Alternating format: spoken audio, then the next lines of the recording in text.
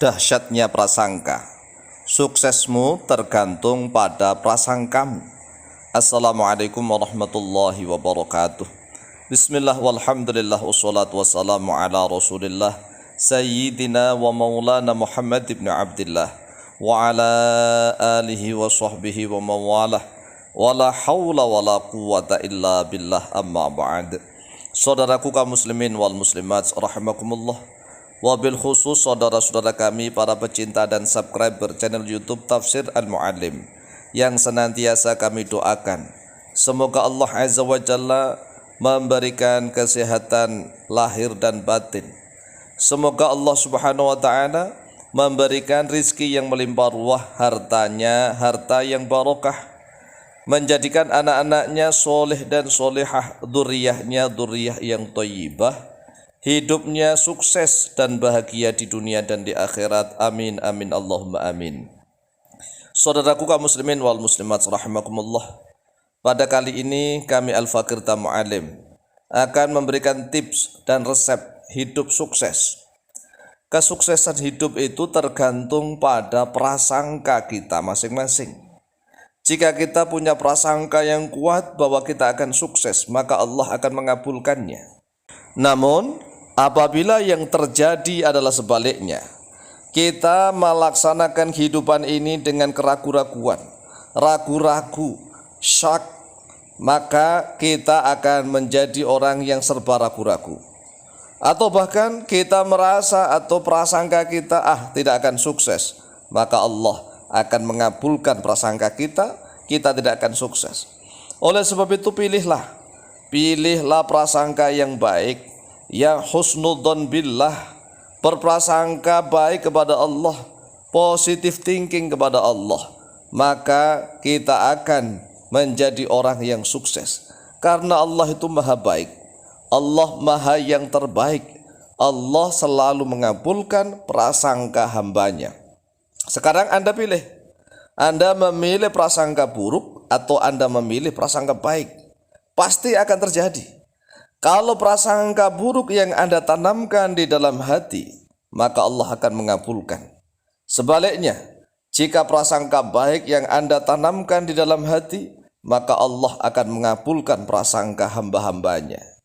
An Abi Hurairah radhiyallahu anhu qala, telah diriwayatkan dari Abu Hurairah radhiyallahu anhu, beliau berkata, qala Rasulullah sallallahu alaihi wasallam, telah bersabda oleh Rasulullah sallallahu alaihi wasallam, qala Allah tabaraka wa ta'ala, telah berfirman oleh Allah tabaraka wa ta'ala. Ini adalah hadis qudsi, yaitu sebuah hadis yang Allah Azza wa Jalla berfirman tetapi tidak termasuk Al-Quranul Karim.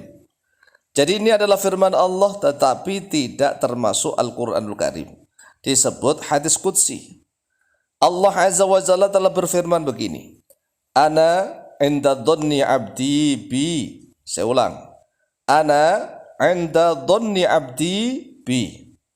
Ana bermula saya, inda dhanni abdi yaitu menuruti prasangka hambaku, bi kepadaku. Jadi Allah itu menuruti prasangka hambanya kepada Allah. In dhanna khairan falahu, jika berprasangka oleh dia hambaku khairan pada kebaikan, falahu, maka yaitu tetap prasangka yang baik itu akan terjadi kepadanya. Wa in dhanna syarran falahu, dan jika berprasangka oleh hambaku syarran pada keburukan, falahu, maka yaitu tetap prasangka buruk itu akan terjadi kepadanya. Akhrajahu Al-Bukhari, akhraja telah mengeluarkan pada hadis Al-Bukhari, Imam Bukhari nomor hadis 7405, wa Muslimun, dan oleh Imam Muslim nomor hadis 2675. Ini adalah hadis sahih, hadis qudsi. Allah Azza wa Jalla yang berfirman, kemudian dikabarkan kepada Rasulullah sallallahu alaihi wasallam, dan hadis ini dikeluarkan oleh Imam Bukhari dan Muslim, riwayat dari Abu Hurairah radhiyallahu anhu. Jadi jelas Allah selalu menuruti prasangkaan hambanya kepada Allah. Jika dia husnudzon billah, positive thinking kepada Allah, bahwa apapun segala aktivitas yang dia kerjakan akan sukses, maka Allah pun akan mengabulkan kesuksesan itu. Sebaliknya jika hambanya berprasangka apapun aktivitas yang dia lakukan, dia ragu-ragu, atau bahkan dia menyangka prasangkanya tidak akan sukses, maka Allah pun akan mengabulkannya.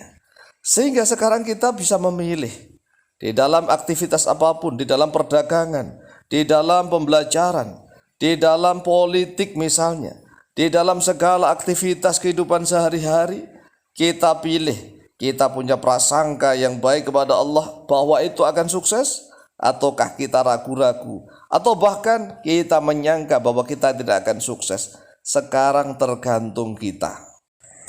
Kita mau selalu positive thinking kepada Allah, yaitu husnudzon billah, ataukah kita mau suudzon billah, berprasangka buruk kepada Allah, negative thinking ataukah positive thinking.